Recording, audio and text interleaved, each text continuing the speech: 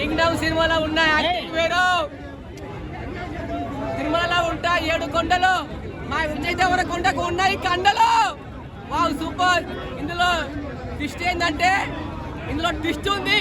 ఆ ట్విస్ట్ ఏంటంటే సాంగ్స్ లేవు. ఇదే పెద్ద ట్విస్ట్.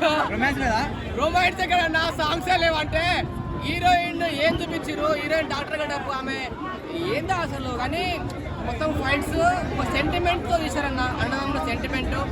దేవరా అన్న ఒక కాన్సెప్ట్. ఆ దేవరా అనే రాజు ఆయన ఓల్డ్లో ఆయన చనిపోయి మళ్ళీ పుట్టి మన విజయ్ దేవరకొండ పుట్టారు, ఆయన రాజుని చేస్తారు. అదే కాన్సెప్ట్. ఒక ఊరు కోసం చేసిన కాన్సెప్ట్ ఇది. బాగుంది సినిమా, చూడొచ్చు. కానీ ఎక్స్పెక్టేషన్ అంతా ఉంది, చాలా తక్కువగా ఉంది. కానీ కాస్ట్యూమ్సే కొంచెం డిఫరెంట్గా ఉంటే బాగుండు.